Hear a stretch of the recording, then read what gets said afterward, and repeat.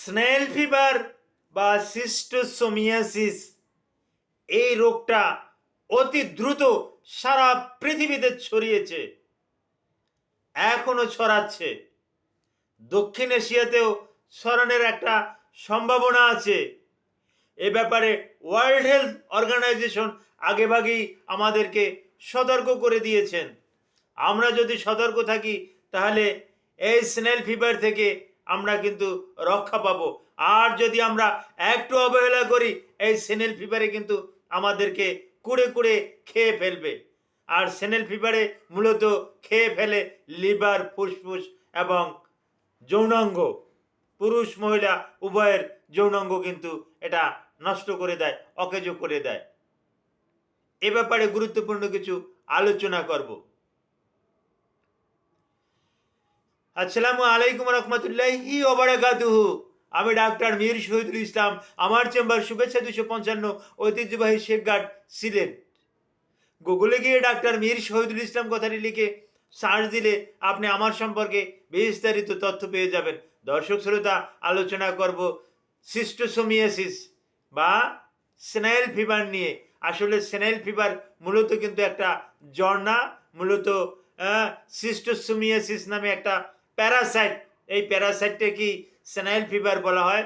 Snail কথাটার অর্থ শামুক, আর ফিভার কথাটা জ্বর। যদিও তাৎক্ষণিকভাবে জ্বরের সাথে এর কোনো সম্পর্ক নাই, কিন্তু পরবর্তী একটা সময় এটা কিন্তু জ্বর আকারেই প্রকাশ পায়। প্রথমত দেখা যায় যে 2 মাস 3 মাস, কারো কারো ক্ষেত্রে তার থেকেও বেশি শরীরে এর কোনো রকমের কোনো লক্ষণ প্রকাশ পায় না। কিন্তু যখন লক্ষণ প্রকাশ পায় তখন কি কি লক্ষণ নিয়ে প্রকাশ ঘটে, এটাই আমি আলোচনা করছি। সর্বপ্রথম শরীরে কাঁপুনি দিয়ে একটা জ্বর আসে। এই জ্বরটা 102 থেকে 103 ডিগ্রি ফারেনহাইটের ভিতরে বিরাজমান করে।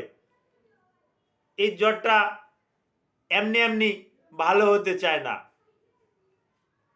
কারণ সিস্টোসোমিয়াসিস একটা বড় ধরনের একটা মারাত্মক একটা প্যারাসাইট। কত বড় মারাত্মক শুনলে আশ্চর্য হয়ে যাবেন। একটা প্যারাসাইট আছে, যে প্যারাসাইটটাকে আমরা ম্যালেরিয়াল প্যারাসাইট বলি। এই ম্যালেরিয়াল প্যারাসাইট এর কাছাকাছি, সিস্টোসোমিয়াসিস এর কাছাকাছি। তো এটা এ পর্যন্ত ভিয়েতনাম, চীন, আফ্রিকার বিভিন্ন দেশ, সোমালিয়া, ভেনেজুয়েলা সহ 78টি দেশে এ পর্যন্ত এটা ছড়িয়ে পড়েছে। পৃথিবীর অন্য অন্য দেশগুলোতেও অতি দ্রুত ছড়িয়ে যাবে এই আশঙ্কা প্রকাশ করে ওয়ার্ল্ড হেলথ অর্গানাইজেশন বেশ সতর্কতা জারি অবলম্বন করেছে। তো এই সতর্ক যদি আপনি মেনে চলেন তাহলে আপনার জন্য কিন্তু হিতকর, আর আপনি যদি এটা অমান্য করেন তাহলে আপনার জন্য অহিতকর। শুনলে আশ্চর্য হয়ে যাবেন, বিশ্বের প্রায় 25 কোটি লোক প্রতি বছর, 25 কোটি লোক এই স্নেল ফিভারে আক্রান্ত হয়ে এর চিকিৎসা নিচ্ছে। এটা কিন্তু বড় একটা ব্যাপার। আর এই স্নেল ফিভার, আবারও বলছি, আমি আরও একটা ভিডিও তৈরি করেছি। এটা মূলত এক ধরনের বিষাক্ত শামুকের ভিতরে এর লার্ভাটা কিন্তু পাওয়া যায়। এই লার্ভা পানির ভিতরে, পরিষ্কার পানির ভিতরে মিশে। এই পানির ভিতরে মিশলে, এই পানির সংস্পর্শে যখন আসবেন তখন আপনার স্কিন ভেদ করে, চামড়া ভেদ করে এই লার্ভাটা আপনার শরীরে চলে যাবে, রক্তে চলে যাবে। রক্তে চলে যেয়ে রক্তে কিন্তু কয়েক বছরও থাকতে পারে, কোনো লক্ষণ টক্ষণ থাকবে না। এরপরে ও শক্তি নিয়ে, ও ইমিউনি সিস্টেমের অ্যাগেনিস্টে শক্তি নিয়ে ও দ্রুত আপনার শরীরকে ক্ষতি করার চেষ্টা করছে এবং করবে। তখন আর কিছু করারও থাকছে না। আগেভাগে আপনাকে সতর্কতা অবলম্বন করতে হবে। কি সতর্কতা অবলম্বন করতে হবে? আপনি খাবার পানি আপনি ফুটিয়ে পান করুন, ফিল্টার করা পানি পান করুন। নদীতে, খালে, পুকুরে, ডোবায়, এখানে গোসল থেকে আপনি বিরত থাকুন, গোসল করবেন না। আপনি গরম পানি দিয়ে গোসল করেন।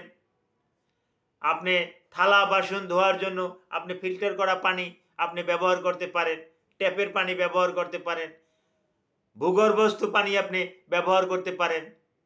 তাহলে আপনি এই স্নেল ফিভার থেকে আপনি নিজেকে নিজে রক্ষা করতে পারবেন। আর এটা একবার যদি কাউকে আক্রান্ত করে তাহলে তার লিভার, ফুসফুস এবং যৌনাঙ্গ, এই যৌনাঙ্গটা কি বেশি আক্রান্ত করে? লিভারেও আক্রান্ত করে, ফুসফুসেও আক্রান্ত করে, বেশি আক্রান্ত করে যৌনাঙ্গ। বিশেষ করে পুরুষের প্যানিস, ইউরেথ্রা ওরিফিস এগুলো আক্রান্ত করে। মহিলাদের বিশেষ করে ওই যৌনাঙ্গ, লিবিয়া মেজোরা, লিবিয়া মাইনোরা এগুলো ফুলে যায়। আক্রান্তর পরিপ্রেক্ষিতে এই যৌনাঙ্গ ফুলে যায় এবং যৌনাঙ্গ ভারী ভারী লেগে ওখান থেকে সাদা স্রাব বাহির হয়, দুর্গন্ধযুক্ত সাদা স্রাব বাহির হয়। এই রকমের লক্ষণগুলো দেখা যায়। তো এরকমের লক্ষণ দেখা দিলে কাল বিলম্ব না করে অতি দ্রুত আপনার নিকটস্থ একজন চিকিৎসকের কাছে আপনি চলে যাবেন। Thank you all.